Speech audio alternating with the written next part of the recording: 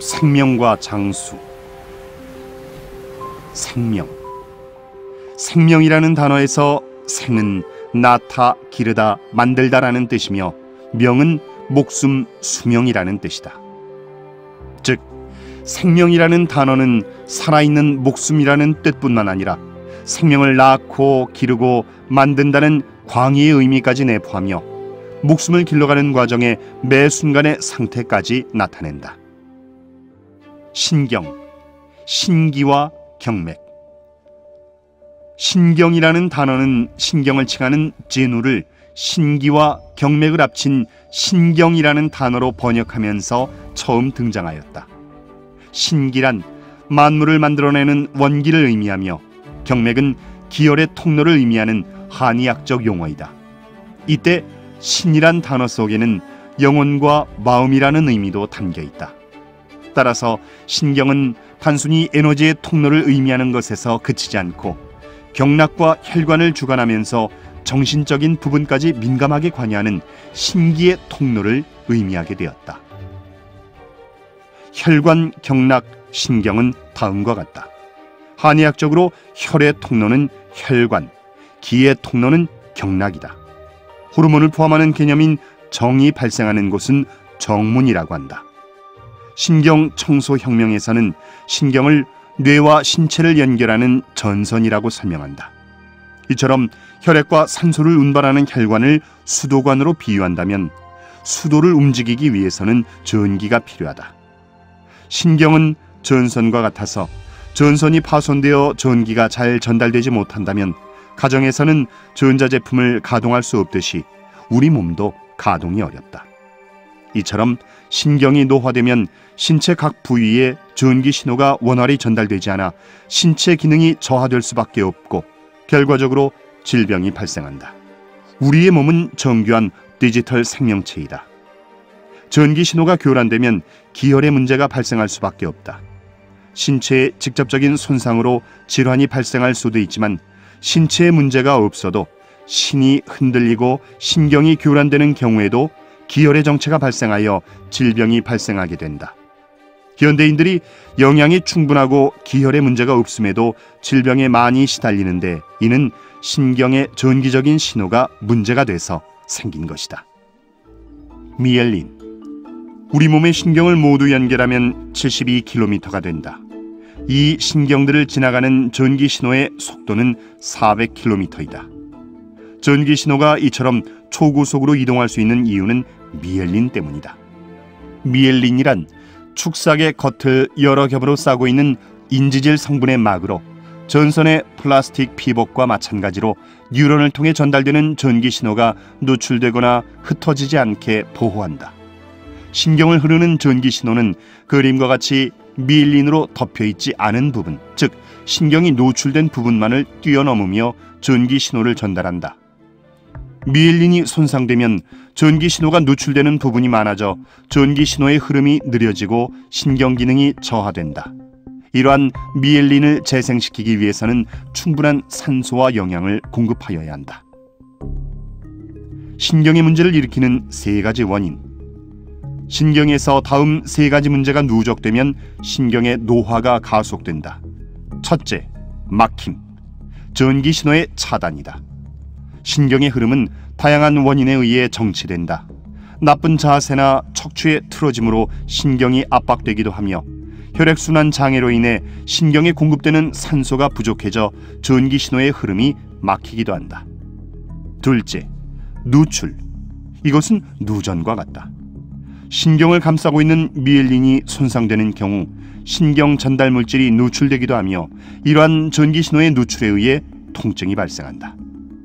셋째, 과한 흐름, 과전류에 해당된다. 신경을 흐르는 전기 신호가 과해지면 신경이 흥분 상태로 유지되게 된다. 주로 나쁜 자세로 인한 신경 압박, 자율신경의 교란, 강한 스트레스 등이 원인이 된다. 한의학에서 바라보는 질병의 발생 원인 세 가지. 신경 전달의 교란이 발생하면 문제가 생긴다. 한의학에서는 질병의 발생 원인을 세 가지로 구분한다. 첫째, 노관상은 육체 노동이 과도하여 원기가 손상되어 생기는 병으로 기와 력의 손상을 일으킨다. 둘째, 박노상은 과도한 음주, 과도한 성관계 등의 육체적인 과로로 생기는 병으로 정과 혈의 손상을 일으킨다. 셋째, 칠정상은 기쁨, 화남, 우울, 근심, 슬픔, 두려움, 놀람의 7가지 감정 손상으로 두뇌와 신체를 연결하는 신경계의 교란이 일어나는 것을 의미한다. 기력과 정혈이 크게 손상되지 않았음에도 불구하고 급격한 스트레스나 감정의 손상이 일어나서 기운이 없고 지치고 여러 질병이 발생한다. 신경의 손상을 회복하는 방법은 무엇일까? 첫째, 손을 움직여라. 손을 움직이는 행위는 신경계 회복에 있어서 몹시 중요하다. 우리 인체의 가장 발달한 부위는 손이며 손에는 가장 많은 신경이 분포하고 있다. 동적인 수행법인 도공은 손을 움직이고 흔드는 행위를 통해 신경의 회복을 유도해내기도 하며 우리 몸에 막힌 통로를 손으로 만지고 두드리는 수행법으로 신경의 전달을 회복하는 방법도 있다. 동시에 손으로 얼굴을 마사지하라. 둘째, 천천히 호흡하라. 과로하거나 수면이 부족해지면 안색이 나빠지고 체온이 떨어지고 산소 결핍 상태가 되기도 한다. 과도한 스트레스 아래 놓이게 되어도 얼굴이 파래지고 호흡이 얕아지는 것을 흔히 볼 수 있다. 이처럼 인간이 건강하게 살아가기 위해서는 일정한 산소와 온도가 필요하다. 우리 몸은 음식으로 얻은 영양소와 호흡으로 얻은 산소를 세포로 운반하여 세포 내에서 에너지를 생산하여 살아간다. 인체 에너지 생산의 시스템은 2가지 패턴이 있다. 한 가지는 해당기, 즉 현기성, 무산소 운동이다. 해당기는 음식물에서 얻은 영양소를 곧바로 에너지로 변환하는 시스템이다. 원료가 되는 것은 주로 포도당이며 당을 단순히 분해하여 바로 에너지를 만들어내기 때문에 단순하고 간단하고 즉효성이 있지만 생산하는 에너지의 양이 적다.